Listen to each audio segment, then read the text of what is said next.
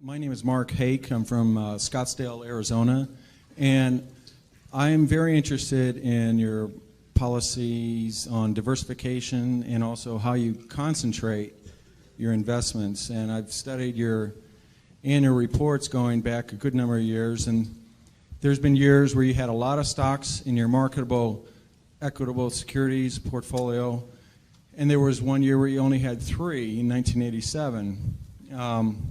So I have 2 questions. Given the number of stocks that you have in the portfolio now, what does that imply about your view of the market in terms of, is it fairly valued, that kind of idea? And second of all, it seems that whenever you take a new investment, you never take less than about 5% and never more than about 10% of the total portfolio with that new position. And I wanted to see if I'm correct about that. Yeah, well, on the second point, that really isn't correct. We have positions which you don't even see because we only listed the ones above 600 million in the last report, and obviously those are all smaller positions. Sometimes that's because they're smaller companies and we couldn't get that much money in. Sometimes it's because the prices moved up after we bought them, and sometimes it's because we may be selling the position down even.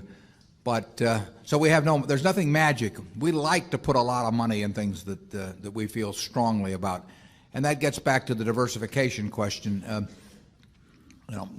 We think diversification is, as practiced generally, makes very little sense for anyone that knows what they're doing. Diversification is a protection against ignorance. I mean, if you want to make sure that nothing bad happens to you relative to the market, you own everything. There's nothing wrong with that. I mean, that is a perfectly sound approach for somebody who does not feel they know how to analyze businesses. If you know how to analyze businesses and value businesses, it's crazy to own 50 stocks or 40 stocks or 30 stocks probably, because there aren't that many wonderful businesses that are understandable to a single human being in all likelihood.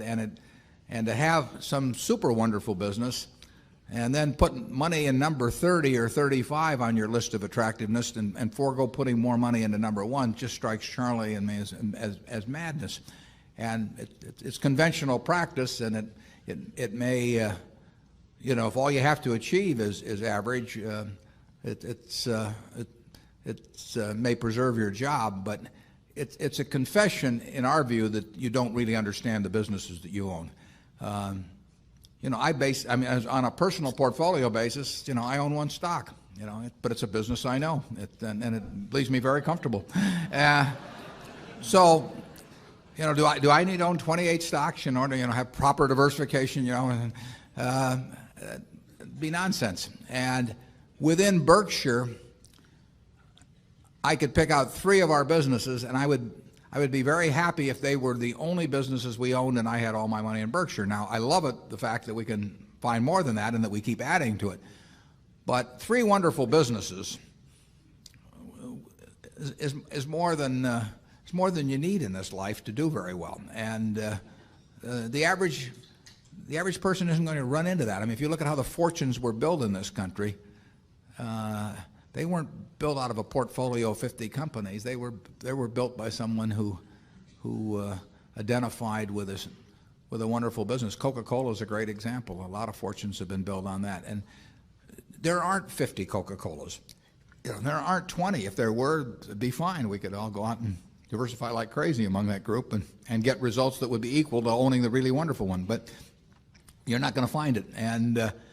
And the truth is, you don't need it. I mean, if you have a really wonderful business, is very well protected against the vicissitudes of the economy over time and the competition. I mean, we're talking about businesses that are resistant to effective competition, and 3 of those will be better than 100 average businesses, and they'll be safer, incidentally. I mean, there is less risk in owning 3 easy to identify wonderful businesses than there is in owning 50 well-known big businesses. And it's amazing what has been taught over the years in finance classes about that. But I can assure you that I would rather pick if I had to bet the next 30 years on the fortunes of my family that would be dependent upon the income from a given group of businesses, I would rather pick 3 businesses from those we own than own a diversified group of 50. Charlie? Yeah, what he's saying is that much of what is taught in modern corporate finance courses is twaddle.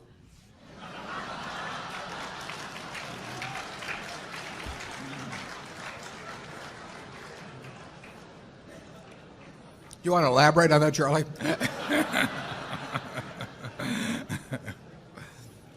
You cannot believe this stuff. I mean, it's modern portfolio theory, and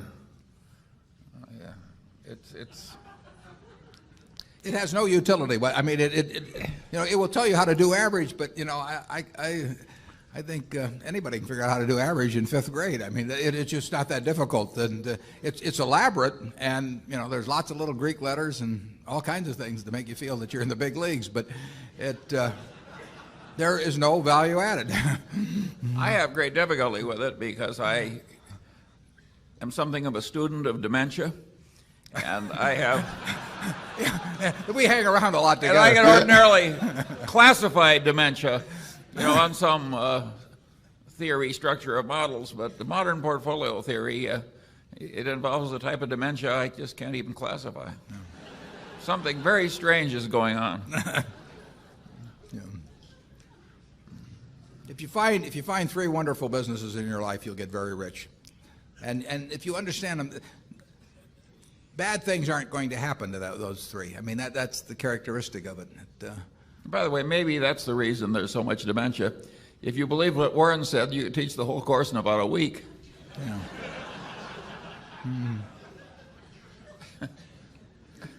Yeah, and the high priest wouldn't have any edge over the lay people, and that never sells well. Right.